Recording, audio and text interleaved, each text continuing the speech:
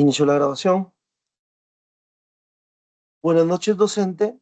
En el día de hoy vamos a exponer en el curso de Ciudadanía y Reflexión Ética sobre la práctica calificada de dos propuestas económicas, ¿no? Y ahí vamos a realizar un análisis crítico de estas propuestas económicas en la segunda vuelta electoral peruana. Esta diapositiva ha sido realizada por mi compañera Natalia Rugel Bustamante y quien le habla Cristian Arronati Fijó. La introducción es que, en resumen, se van a presentar las principales propuestas y argumentos de Pedro Gómez y Manuel Loaiza sobre temas económicos y fiscales. Aquí se van a explorar sobre la emisión de dinero, inversiones privadas, controles de precios y la concentración del poder ejecutivo con un tono relajado y cercano para facilitar la comprensión. Número uno, el análisis de la propuesta del candidato Manuel Loaiza. Su argumentación es que la primera medida es transferir la aprobación de la ley del presupuesto al Ejecutivo mediante decreto supremo. Aquí contraviene el artículo 78 que asigna el Congreso, donde la aprobación exclusiva del presupuesto público para garantizar la fiscalización y representación nacional. Aquí se va a romper el equilibrio, permitiendo un gasto discrecional sin contrapeso, lo que fomenta corrupción y clientelismo. ¿Por qué indico que se va a romper el equilibrio? Porque como bien sabemos, existen tres poderes, ¿no? Que realizan un equilibrio en el Estado. Existe el poder ejecutivo, poder legislativo y el poder judicial, donde cada uno de ellos tienen ciertas funciones que van a desempeñar, ¿no? Y no tienen que, se podría decir que menoscabar o se podría decir interrumpir en cada una de las funciones, al menos que sean cedidas, como en el caso del Poder Ejecutivo, el Poder Legislativo le puede ceder facultades al Poder Ejecutivo para que pueda realizar decretos legislativos, ¿no? La segunda es que, la segunda argumentación es facultar al Ejecutivo para crear impuestos por decreto.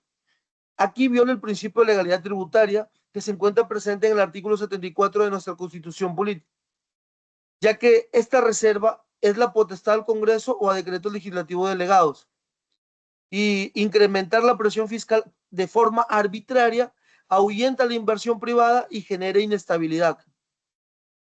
Y la tercera argumentación es el centralizar obras públicas, quitando competencia a gobiernos regionales y locales, atenta contra la descentralización que se encuentran estipuladas en el artículo 188 y 199 de la Constitución Política del Perú. Y el que haya descentralización promueve que haya autonomía para el desarrollo equitativo. Y el concentrar decisiones solamente en Lima ignoraría necesidades locales y de esa forma sería ineficaz en la ejecución. Por lo que estas medidas serían fatales para la democracia, ya que la concentración de poder y que haya un autoritarismo económico no serían lo más conveniente para un país, ¿no? Donde debe primar la democracia. Ejemplos o casos concretos. Históricamente, la concentración similares han fallado, ¿no? Un ejemplo de ellos en el Perú ha sido en el gobierno de Alberto Fujimori, que gobernó desde 1990 a 2000. Estos decretos de urgencia en materia económica y presupuestal, aunque delegados, derivaron en corrupción masiva. En el caso de Vladimiro Montesinos con los Vladivideos, ¿no? Ya que en el que existen sobreprecios en obras centralizadas, y se podría decir que ese es un caso en el Perú. Internacionalmente, un caso lo podemos ver en Venezuela bajo el gobierno de Hugo Chávez, donde hubieron facultades habilitantes para decretar leyes presupuestarias y tributarias desde el año 2000 al 2013, y esto conllevó a un gasto público inflado sin control legislativo, contribuyendo a una crisis que acarreó a que haya hiperinflación.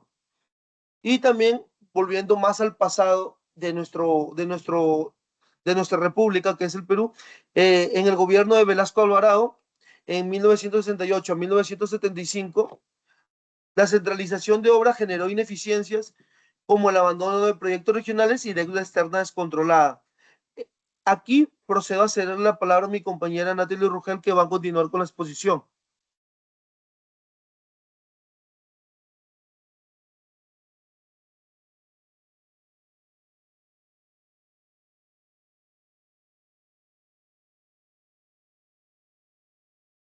Continúa, por favor, Natalie. Ya. Ahora, como siguiente punto, vamos a analizar lo que es las propuestas del candidato Pedro Gómez.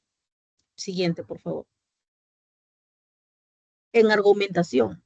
En argumentación, ¿cómo fue? Las propuestas de Pedro Gómez intervienen directamente en mecanismos de mercado y lo que es la autonomía institucional, contradiciendo la economía social de mercado. Eso está en el artículo 58 y principios constitucionales, ¿no? La primera fue obligar al BCR a emitir dinero inorgánico, lo que violaba la autonomía, ¿no? Eso está regulado en el artículo 84 y la finalidad de la estabilidad monetaria. Asimismo, otro argumento es aumentar masa monetaria sin respaldo, genera inflación, lo que erosiona el poder adquisitivo. Siguiente. La segunda es prohibir inversión privada en minería y pesca, limitándola a empresas estatales, que es lo que contraviene la libertad de empresa, regulado en el artículo 59, y la promoción de inversión privada, artículo 60. Nacionalizaciones, lo que ocasiona es reducir la eficiencia, ya sea por burocracia y corrupción. La tercera, controles de precios en alimentos por el MEC, ignora lo que es la oferta y la demanda y lo que genera distorsiones, ¿no? Los precios fijos desincentivan producción, lo que causa escasez y mercados negros, ¿no? Estas medidas generaron que se rompa el rol del BCR con independencia.